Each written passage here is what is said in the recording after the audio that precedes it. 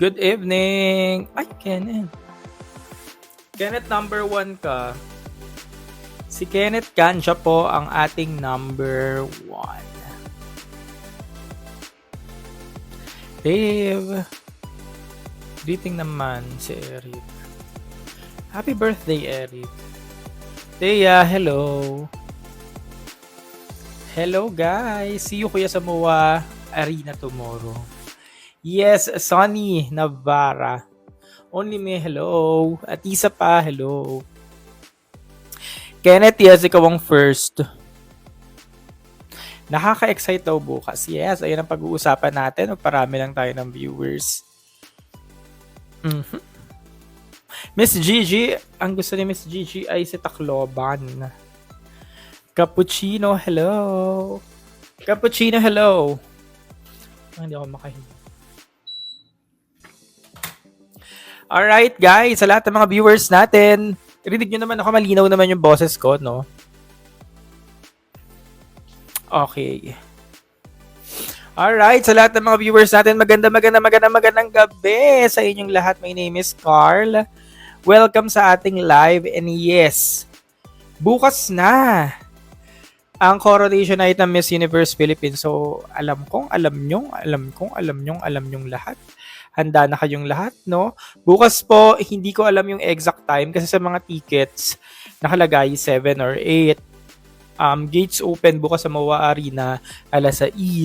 So, alam nyo naman, as always, Filipino time. So, mag-abag na lang ang mga timbahay sa lahat ng mga platforms.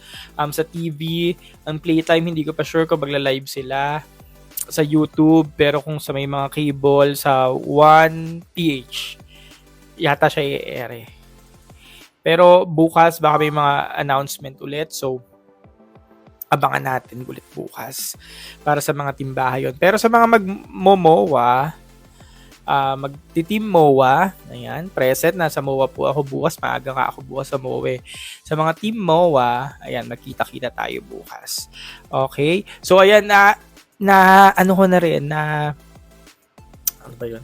Ano ko na yung, yung hot picks, na-post ko na dyan. Yeah. Pwede pa pupapalitan yung prediction. Hindi na yun. Na-post ko na dyan. So, kung ano man yung na-post ko, yun na yun. Tapos na. So, kayo, sino ba yung mga winner nyo? Or mga winners? Top 7. Ayan, sabi ni Mark, BMW na ito. Sabi ni Maharut, hello Maha, may top 2, La Union and Pampanga. Actually, yan din yung top 2 ko. So guys, kung nakita nyo naman yung aking listahan ng top 2 ko, naglaro lang talaga kay La Union as my Miss Universe Philippines and then Pampanga as my second spot or number 2. So pwedeng siya yung Supra, parang ganyan. Doon lang siya naglaro. Pero yun, bukas abangan natin kung ano mangyayari bukas, no? So, ano nga ba? Kaya, bukas talaga natin malalaman. Kaya alam ko na iba-iba ang ating mga hinanain. Hindi ko mahabol ang comment section, pero ayan, nababasa ko may LUN Taguig. Iba-iba.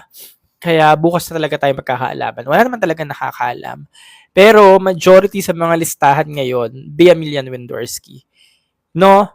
Lahat ng mga listahan ngayon, tama, no? Kahit saan ka tumingin. O may naglagay ng iba. May alam ba kayo na ibang listahan naglagay ng iba? Kasi parang halos lahat ng tinignan ko listahan ngayon, puro La Union eh. Meron ba? What is for Bohol? So ayan, titingin pa ako mamaya ng mga listahan. Kung may naglagay ng iba. Ayan, Del daw si Taguig. Pero LU talaga lahat, majority. Majority talaga LU lahat, no? For sure daw may dark horse daw bukas. So sa tingin nyo, dark horse ba ma-corona bukas?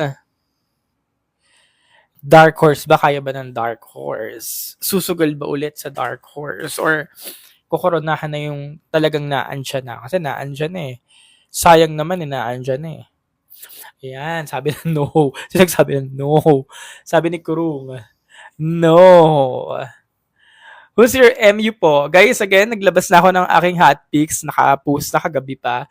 Ang aking pong top choice, personal top choice, at majority rin naman na top choice ng lahat, LU, Bea Millian Windorski. Kasi nga po, yun na, ayun na, ready na. Ready na kasi lahat ng hinahanap niya sa isang beauty queen. Yun na, nagsama-sama na talaga kay Bea. Yes, hindi siya yung perfect. I mean, may mga flaws. Kunyari sa mga lakad, may mga masasabi kayo. Iba sinasabi, magalaw-gaw yung lakad, ganyan. Pero yung kabuuan niya kasi, yung kabuuan, yung kalibre, di ba? Yung kalibre. Talagang swak na swak for the Miss Universe. Kaya ayun, karamihan ng mga listahan, nakikita nyo talaga, Bea Millian Windorski. Next, maglalaban-laban na lang yung ibang mga girls sa ibang corona. Supra, ganyan, bahala na sila kung si Ali yung mapunta doon, si April Smith or si Cebu Province, si Nicole, bahala na, labo-labo na. Pero ngayon nga, nagkakaisa, it's Bea Millian Windorski. And yung format bukas, top 30, then top 15, ang galing no, top 30, top 15, halos half no, halos half yung mapipili. Top 30, top 15, tapos top 7. So, half talaga, no? Almost half. So, bukas, exciting kung sino yung magka-top 7. Sa mga listahan ngayon, actually, karamihan na naglalaro sa top 7 ng mga listahan. Sila-sila din. Yung sila-sila din. Ayan, LU, Taguig, Pampanga, si April, si Roxy, Nicole Borromeo, Alison Hetland, ayan, 7. Tsaka si Sultan Kudarat.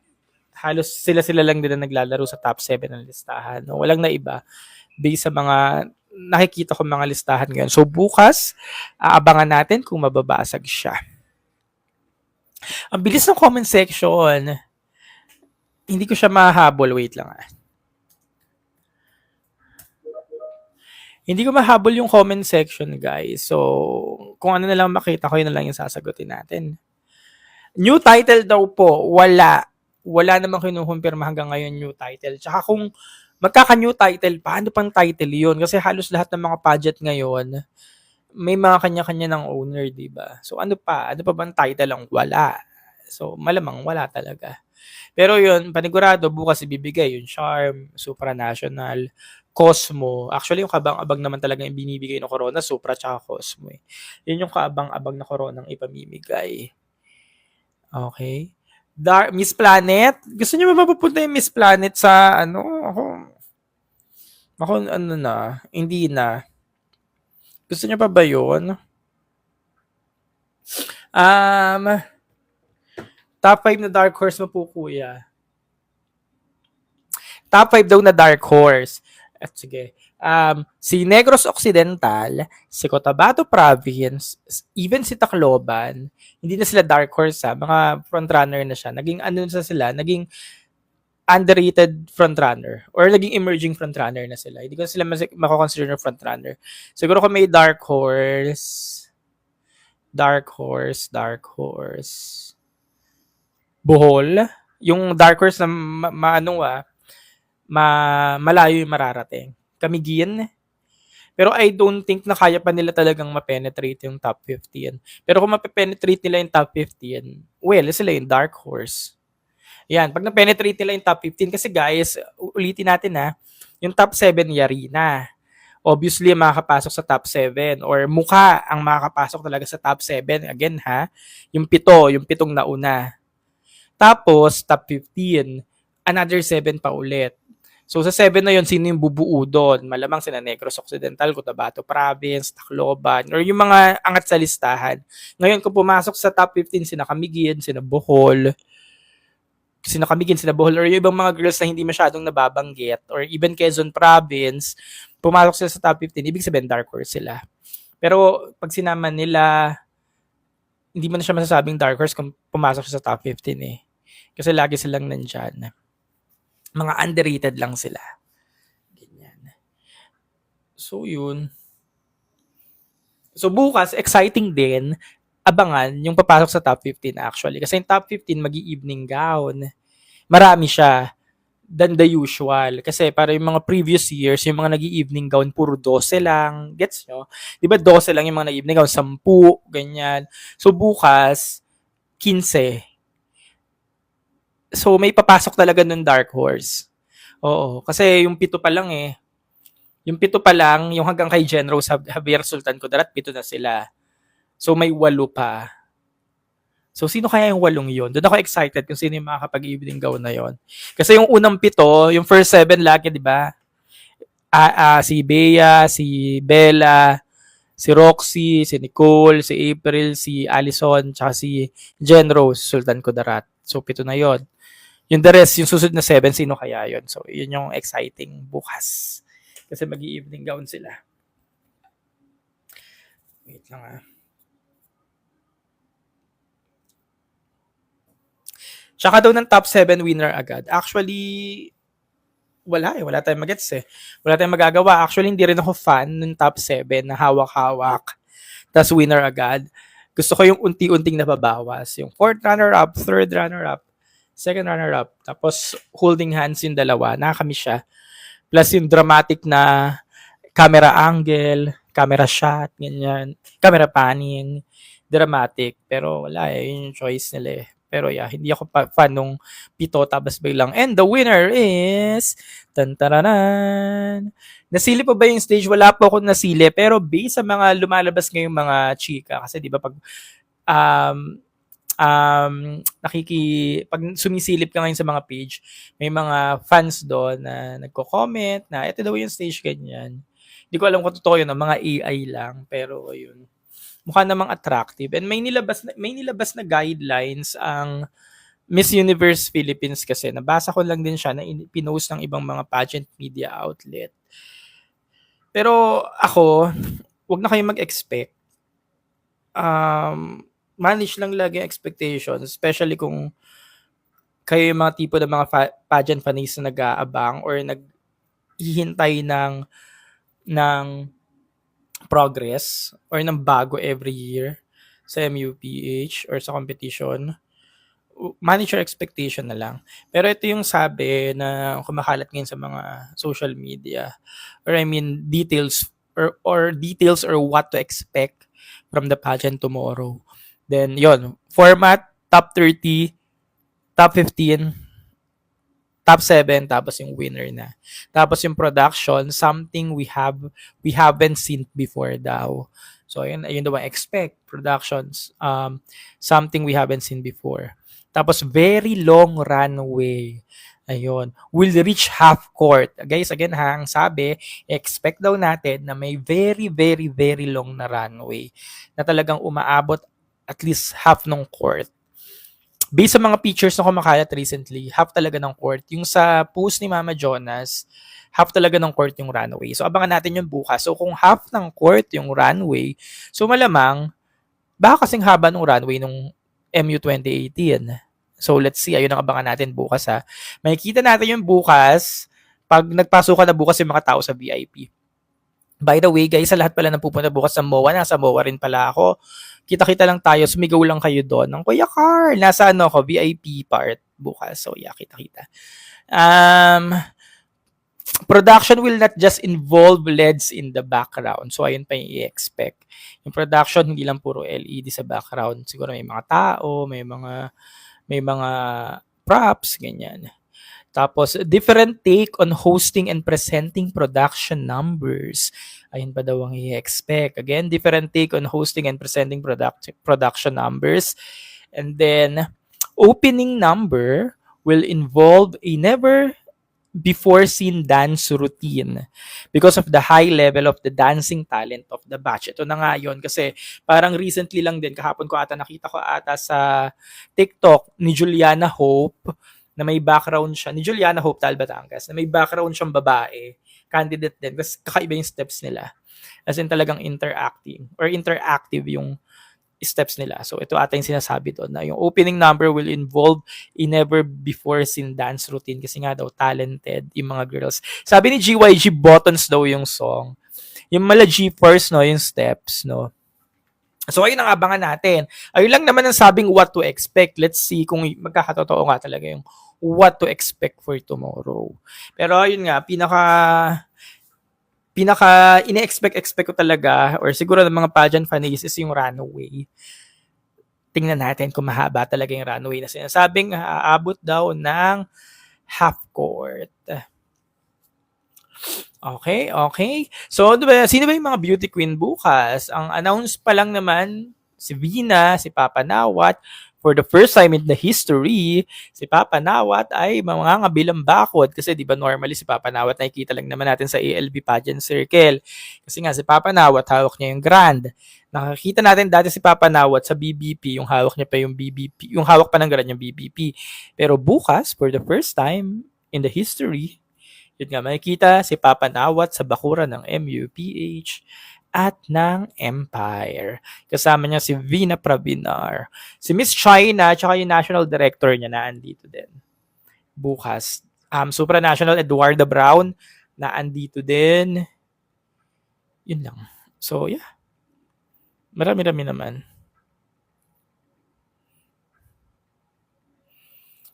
Wait lang guys ano ba mga question niya dyan? Yung mga question talaga. Host daw, kung mag-isa lang daw si Marina mag-host. Actually, wala pang ibang ini-introduce na host ngayon, no? Siguro mamayang late night. Pero late na eh. Alas 10 na eh. Baka mamaya maglabas pa ng post. Kung sino, or baka surprise, hindi na i-post. Surprise na lang bukas. Kung sino yung kasama ni Marina. Kasi ngayon, na-expect ko nga si Marina, hindi siya main host, yung side host lang. Ganyan. Pero yeah. What time tomorrow? Hindi ko po sure. Hindi ko sure sa timbahay. I mean 7, 8 yung nasa poster. Pero yan 7 sabi. Pero mag-abang na lang sa mga timbahay 7. Kasi mga nasa team live alas 6 magpapasok na eh. 7, 8 ganyan. Baka 8. Sana mabilis kasi nandiyan si Papa Nawat. Sana mabilis yung progress. Pero yung last year ang bilis ng pageant eh. Wala pang alas 12 last year tapos na eh. Mga 11:50 last year, 11:55 tapos na din eh. Kaya yeah, sana mabilis yung ngayon.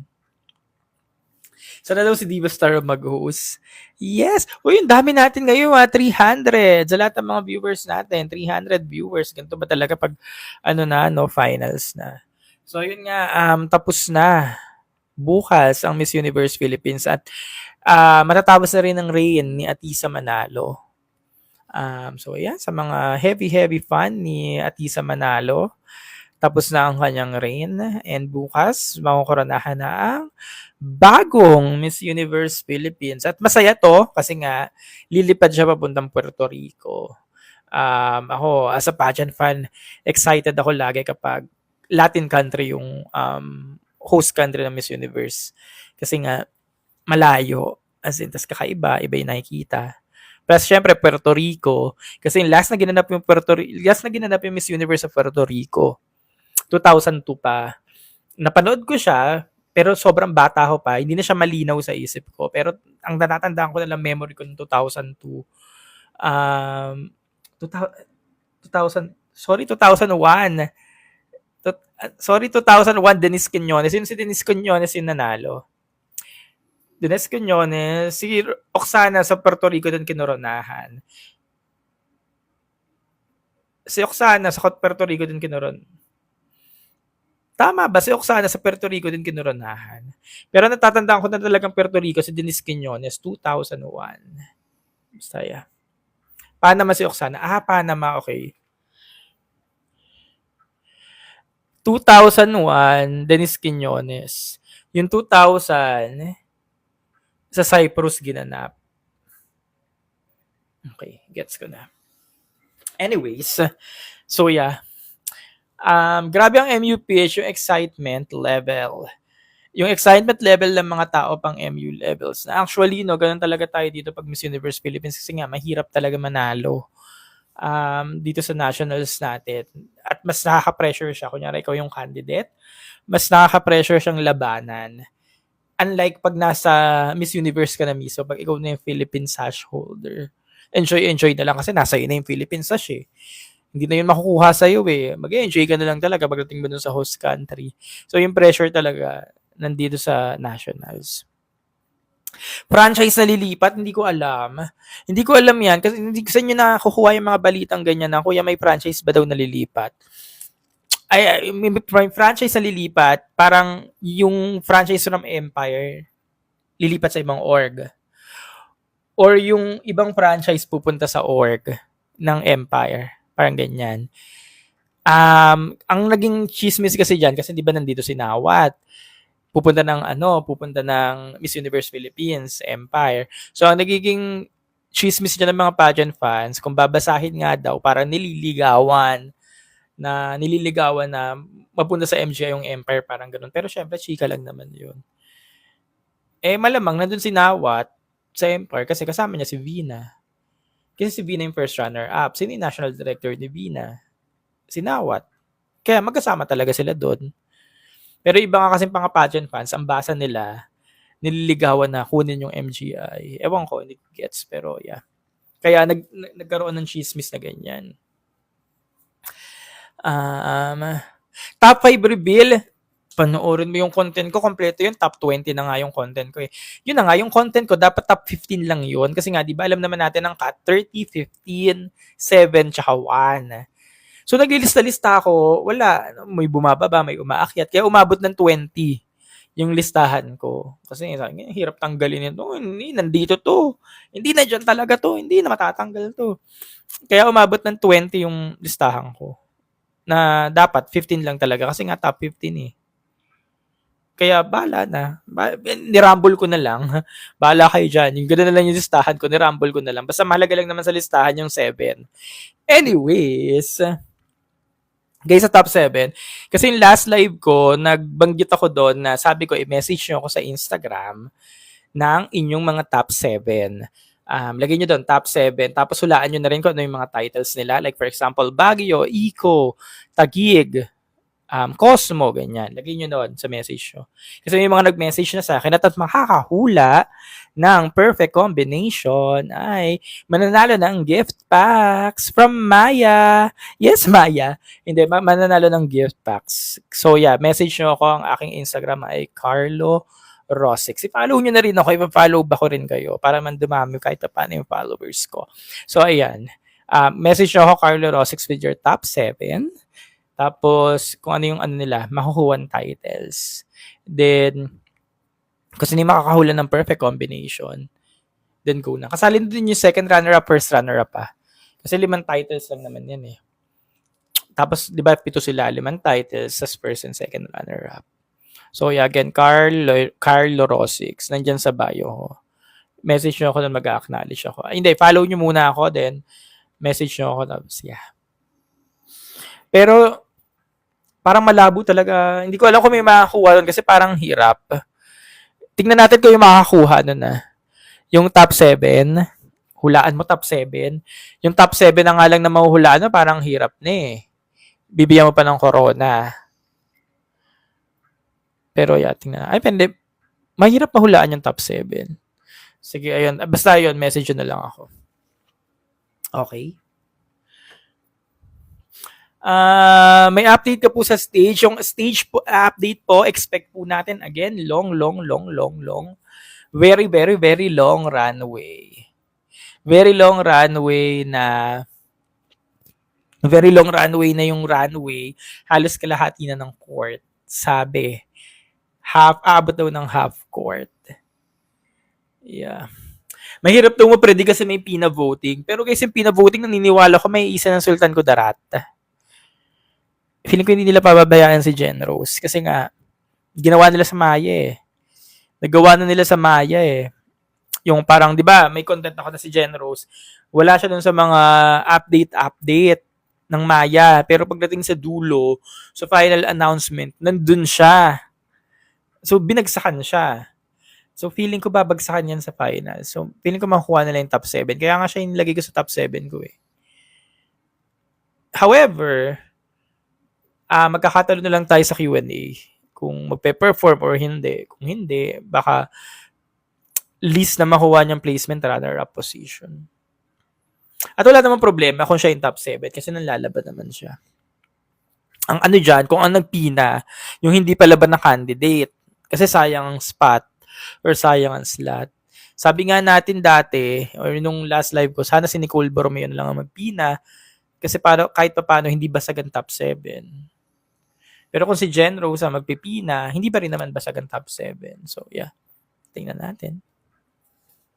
Paano makukuha ang wildcard? Ang wildcard po ay 5. Yung 5 yon ay decision ng organization. So, malamang favorite kasi personal choice eh.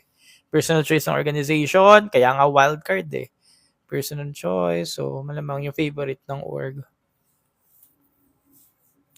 Dimension daw ang stage.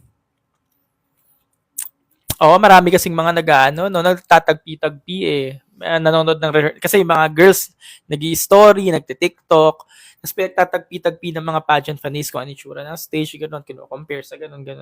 Kaya nabubuo tong mga ganyang eksena nyo na dimension, yung stage, gano'n, kasi pinagtatagpi-tagpi ng mga pageant fans. So, abangan natin yung bukas. Konting ano na lang, isang tulog na lang actually. Makikita nyo na din.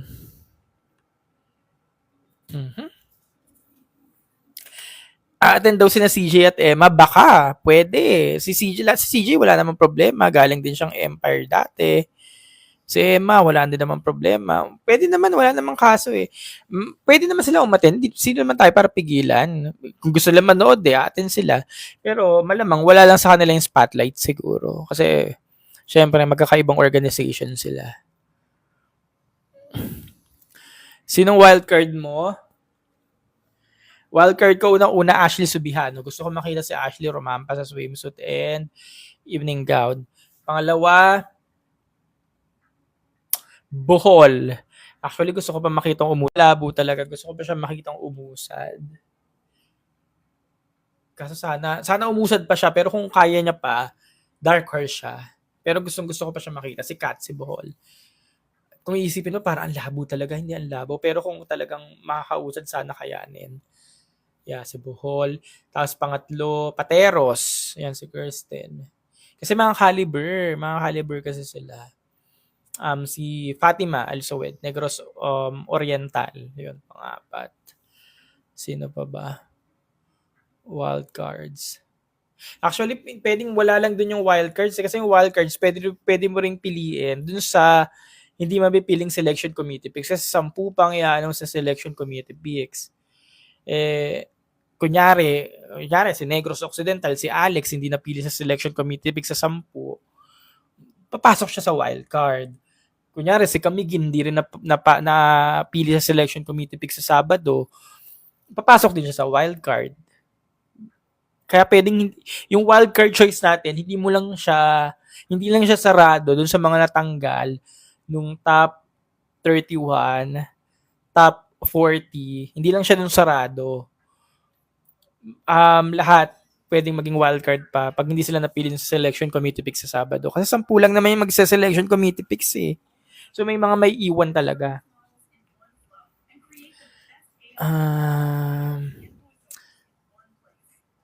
Kung may crown of charm bukas kukoronahan yung charm.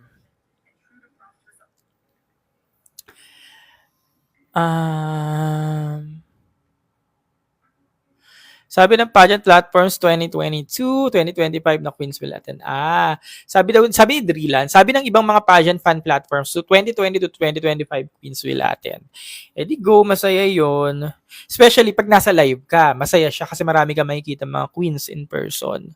Yun yung advantage pag nanonood ng live. Kasi itong mga to, yung mga guests na to, nakikita. Nag-video stage mahabang ginagawa. Ayan, may nag-video daw ng stage. Ito daw, may nag-video daw kasi ng stage habang ginagawa. So, nakita na daw. Okay. Say mo kay Imelda Schweighardt. Yung palive ni Imelda Schweighardt na yung dinner kineso na may 7 na ganyan. Pwedeng totoo. Kasi hindi man yun sasabihin kung hindi totoo. Pero sana hindi na lang niya muna brinodcast, no? Para, kasi ano mo yun? Parang, naman, lakas naman ng amats ni ate eh. Pero, yeah.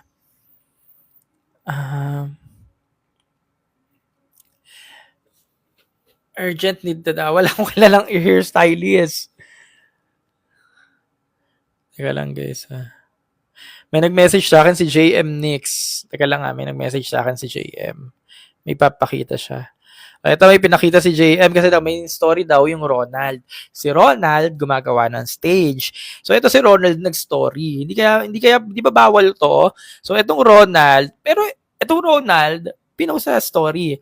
Pero ito rin naman yung ganito rin yung pinost ni Mama J eh. Ito din yung ganito guys oh.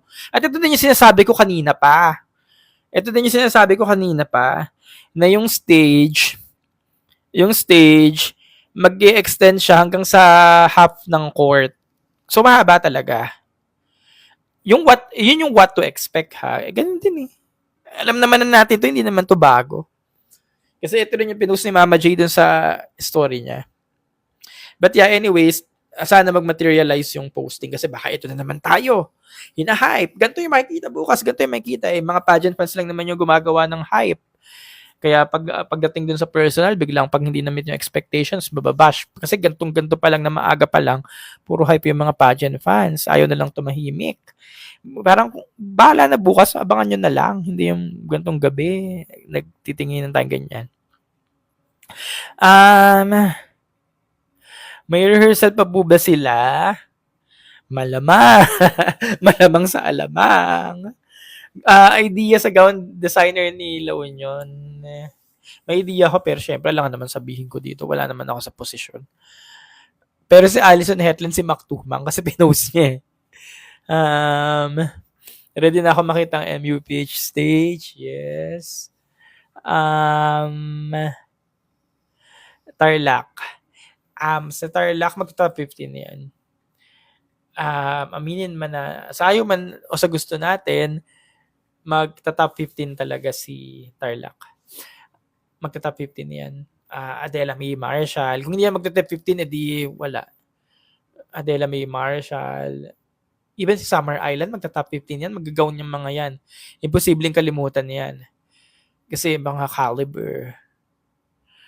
May nag-message dito, pangit daw yung view ng box regular. Yung box regular, pwede na yan. Kung yan lang ang kaya, kung yan yung afford, kung yan yung nandyan, pwede na yan. At least hindi ka nasa Gen Ad. Yung box regular, okay na yan. Malayo na siya. Pero kung pageant fans ka or pageant fan ka, masaya na yan na kahit pa paano nasa venue ka. Nang hipagbardago lang ka sa venue. Masaya na yan kasi yan yung kaya eh. Kaya carry na yan. Push na. Iligan po. Ang dami na kasi guys eh. Di ba yung inihintay na lang natin, wildcard 5, sponsor picks 5. Sa tingin nyo, kaya ba pumasok na Iligan? So sagutin nyo na lang yung tanong, kaya pa ba? Pero kung sakaling papasok siya, edi dark horse ang atake kasi even yung mga wildcards natin ngayon, hindi siya yung nasa listahan eh. Kaya mahirap talaga eh. Pero yun, sana personal choice ko wildcard, si Ashley tsaka si Bohol, si Kat.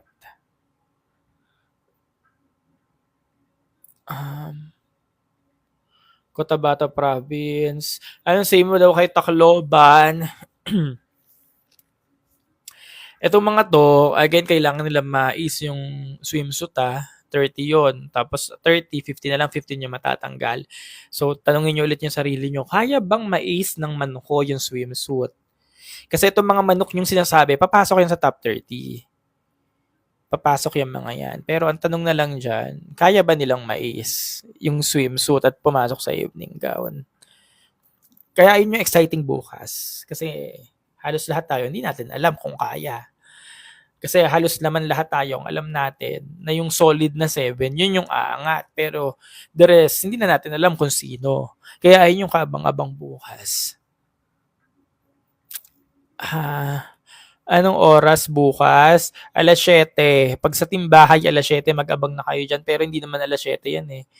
Baka ano yan, past 8 na yan. Sa panonood ko ng Miss Universe Philippines ng live simula 2022. Past 8 siya lagi.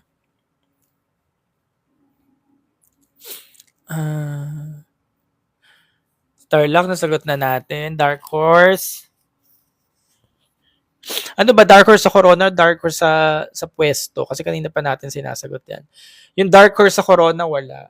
Kasi mukhang solid ibibigay nila yan sa heavy frontrunners, underrated frontrunners, or sa emerging frontrunners. Si Marina ba ang main host? Parang hindi siya. Parang hindi naman si Marina. Sino kaya pwede sa Charm? Nicole. Roxy. Ganyan. Pero, kung hindi sila, kasi kunyari, tinanggihan nila, ganyan. So, dun papasok yung mga ibang girls na nasa second tier. Yung mga second tier na girls, yung wala dun sa top na 7. Kunyari, tinanggihan, or hindi talaga sa kanila binigay kasi sobrang high caliber. Ganyan. Kasi di ba yung mga charm, sino ba yung huling charm natin? Cyril. Parang binibigay yung mga charm sa ano, no, yung mga gitna lang, mga panggitnang candidate. Yung mga balance candidate. Si Yuna daw ay sa stage kinakabahan. Bakit naman? Carry na yun. Basta pinalabas nila may runway. Yun na yun. Masasayang Nueva Ecija. Magsisemis kaya sa Nueva Ecija. Kakayanin niya kaya? Sa tingin nyo? Guys, kakayanin Nueva. Pasok na ata si Nueva. Hindi. Pasok na ba si Nueva Ecija sa Maya? Hindi pa. Ganito kasi yan. Ulitin natin ha. Ulitin ulit natin. May 10 na sa Maya. Kita nyo naman sa 10 sa Maya, di ba? Kita nyo na. Mga unknown girls yon. Siguro ang kilala lang doon si Negros Occidental. Yung kilala lang talaga doon. Ulitin natin para maintindihan nyo ulit. Hindi nyo na-absorb. May Maya na, 10 yon. Ang frontrunner doon si Sultan Kudarat, si Jen Rose. Next, ang kilala na doon si Negros Occidental, si Alex, tsaka si Mountain Province, si Laina Ree. Gets? Next, ang susunod yung kilala na Quezon Province, si Ella Evangelista. Yung 4 na yun yung mga niro-root ng mga pageant fans. Yung 6 doon, yun yung mga magulo. Kumbaga, kinuha nila yung slot ng ibang mga bet ng mga pageant fans. Gets? Yung 6, kinuha nila yung slot ng mga bet ng mga pageant fans. Now, sa Sabado, 10 na lang ako kunin. Selection committee picks. Gets? Okay. Marami pa naiwan ha. Ulit ha. Isipin nyo ulit. Ang nandun lang sa Maya na niroroot lahat ng mga pageant fans, si solid ng mga pageant fans, si Sultan Kudarat, si Negros Occidental, si Mountain Province, saka si Quezon Province. 4 lang yon. Now, yung 10, selection committee picks, sabihin natin, pumasok si Alison Hetland, pumasok si Bea Milan Wendorski, pumasok si Bella Ismael, pumasok si Nicole Borromeo, pumasok si April Smith, pumasok si... Basta yung mga niro-Ruth, sino pa naiwan ko? Roxy Bayens. O 6 na yon. So 4 na lang. So sino yung 4 na yon? O pagdating dun, pag napili na yung 10, may wildcard 5 lang. So marami pang naiwan. May 5 pang sponsor picks. So marami pa rin talagang iwan. Kaya let's see kung anong mangyayari. Pero for sure yan bukas. Yung selection committee picks, mamimili yan dun sa mga girls na hindi masyadong matutunog.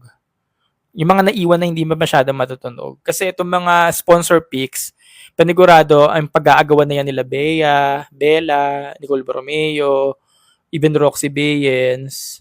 Sila na yan. Yung mga sikat, kasi di ba sponsor, usually pag sponsor, routing naman sila sa may mga names na kasi nga sponsor marketing. So yung selection committee picks, baka doon na lang yan maglaro dun sa mga hindi masyadong matutunog. Ayun. Pero yung wildcards guys, again yung wildcards hindi lang siya limited dun sa mga na-out sa top 40 at sa top 31. Hindi lang siya dun limited ha. Kasi pag kunyari, for example, si Camiguin, si Cotabato Province, hindi sila napasama sa selection committee picks. Hindi rin sila nag-sponsor picks. O natural, ang susunod nila, wild card. Doon sila sunod na maglalaro. Kaya, yung mga binabanggit yung mga girls na na-out ng top 40, top 31, pwedeng hindi rin mag-wildcard kasi maraming mag-aagawan sa wildcards. At ayun ulit ang aabangan natin bukas. Kaya, tutok lang bukas. Ayan, for example, Albay. O hindi si Albay nag-selection committee picks, hindi rin siya nag-sponsor picks. So sa wildcard siya papasok sa Sabado, 'di ba? Kasi again, 10 lang naman yung selection committee picks. Yung 6 nakuha na nung mga pumasok sa Maya, like yung 6 namang hindi naman niro-root sa listahan, nakuha nila.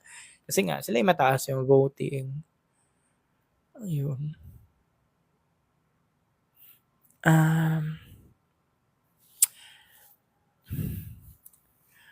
Walang top 2 like last year, wala daw. Wala nga ni, top 7 lang nga ni. Anyways, it's already 10:23. Nakaisang oras na ako. Ayan. So, ano na mga routine nyo? Kumusta kayo? Dami-dami natin ngayon. Kasi nga, finals ba ng MUPH?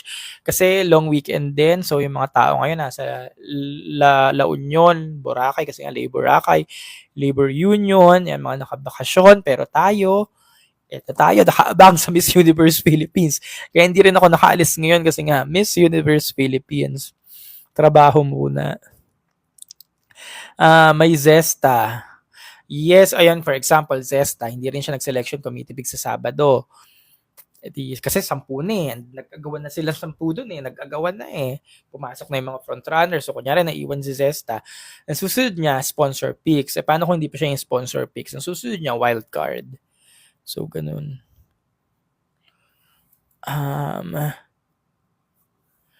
Iloilo province. Let's see. Taal, mukhang ang labo-labo ni Taal. Guys, again ha, nakikipaglaban tayo ngayon sa mga mga high caliber na girls ha. Kaya malabo sa malabo talaga.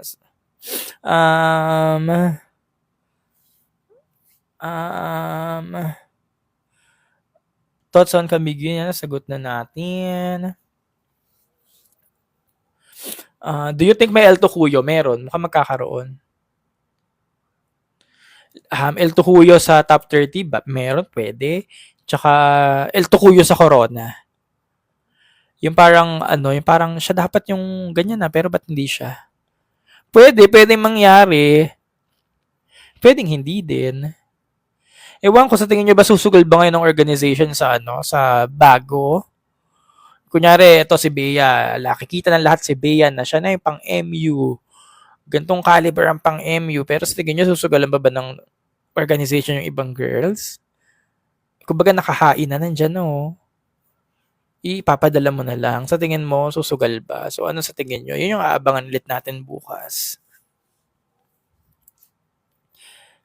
So, kunyari, kung hindi si Ellie yung nag Miss Universe, siya yung El Tocuyo sa Corona kasi lahat naman nirurot siya.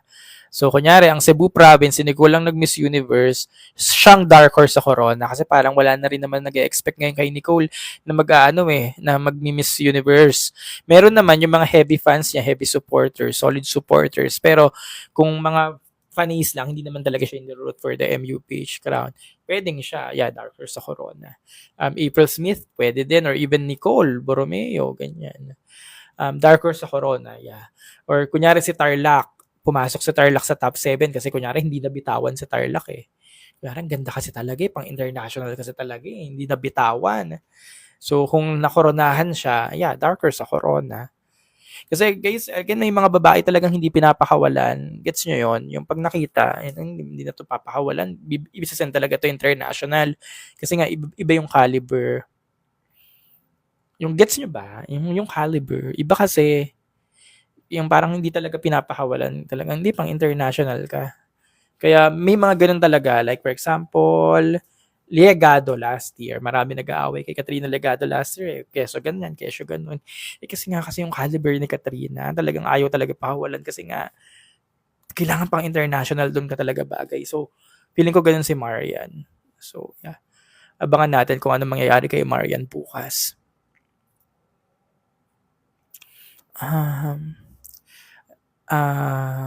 For you to ba yung strongest batch, hindi ko masabi. I mean, strong sila every year. Saka lang, strongest. Parang yung last year pa rin yung yung may Mythical 5. Hindi sila strongest. Ano lang, parang parehas lang ng every year na may mga sikat, ganyan, may ganon. Pero parang last year pa din ako, Mythical 5. At imagine niyo yung Mythical 5 last year, Win-Win Marquez, guys. Win-Win Marquez, title holder pero nag-first runner-up. So, lahat pwede mangyari bukas, ha? Lahat pwede mangyari. Even si Nicole Borromeo, kasi may mga ibang fans ni Nicole nakipag-away. Downgrade pag bumaba siya ng corona. Or si Nicole na yan kasi Miss International siya. Pero again, guys, lahat pwede mangyari. Si Nicole, third runner-up lang yan, Miss International. Pero si Win-Win, winner siya, title holder, pero first runner-up siya. So, lahat talaga pwede mangyari. Kasi yun yung mga nababasa ko sa mga team ni Cole eh.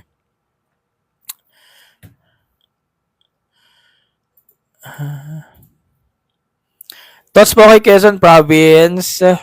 Uusad naman siya. Pero ang susunod na tanong doon, kung kaya bang umusad sa evening gown. Kasi again, sa evening gown, 50 na lang kayo mag-evening gown eh. Sabi ko nga kanina, selyado na din yung 7. 7 na lang inaantay.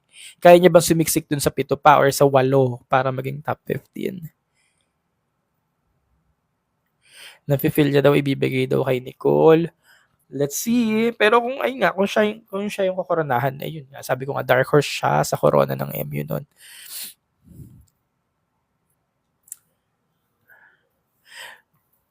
$10:30 na.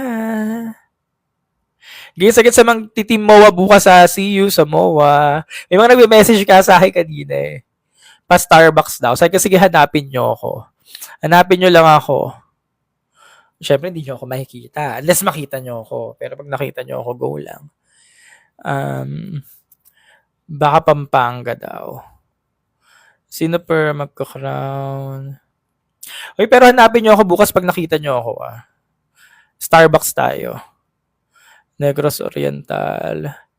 What if Dark Horse? Pasok ba sa Sultan Kudarat?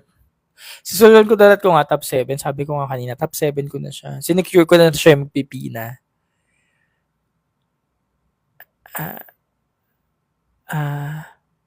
Pero Kuya Scar, sino talaga bet mo?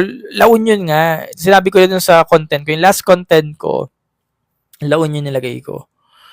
La Union. Kasi nga, para pagdating sa Puerto Rico, wala na tayong pag-aawayan. Yung naninindak, yung gets, height pa lang sindak. Si Bella, si Allison pwede din. Walang problema kay Allison kung siya yung MU. Kasi nga, naninindak. Pagdating sa Puerto Rico, wala na tayong problema. Yun na yun. Naninindak. Si April Smith, si April Smith, wala rin tayong problema. Pag nasa Puerto Rico na, naninindak. Wala tayong pag-aawayan. Kunyari, naglalaban na sa swimsuit. Yung mga swimsuit, activity ng mga Miss Universe. Gets nyo? Wala tayong pag-aawayan. Kasi alam yung mga gagawin. Kumbaga, very matured na sa pageant. Alam na nila yung gagawin nila. Well, for Ali, ibang usapan. Pero kasi nga si Ali yung caliber. Naninindak. Ayun. So, sila yung mga bet ko. Kasi, hindi na natin ipagtatanggol. Pag nasa Miss Universe na sa Puerto Rico, pag nagganitong live tayo, tapos Miss Universe, ito yung representative, hindi na tayo mag-aaway-away kasi nga, yun na yun. Nakita nyo na yung parang masisindak talaga yung mga kalaban. Again, ang hinahanap natin, pambato ha. Pambato sa Miss Universe ang hinahanap natin. Pambato sa Miss Universe. Hindi tayo naghahanap ng sige, siya yung magaling, siya yung Philippine delegate na magaling talaga lumaban. Pero kasi nga, sa huli, lalaban siya sa Miss Universe.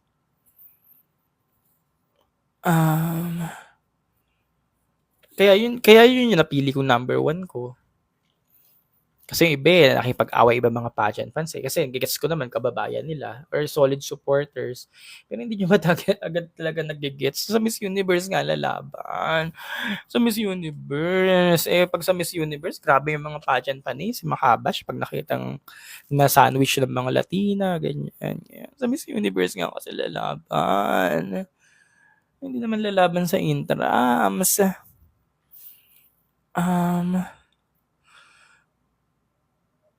Iligan City. Yan, nasagot ko na rin kanina. Underrated daw si Luciana Laguna. Well, yan talaga. Pero yung mag-wildcard dyan si Ashley. Mag-wildcard dyan, mag-swimsuit yan. Baka nga magpitinggawan pa yan eh. Magulat pa kayo pag nag-top 7 yan si Ashley.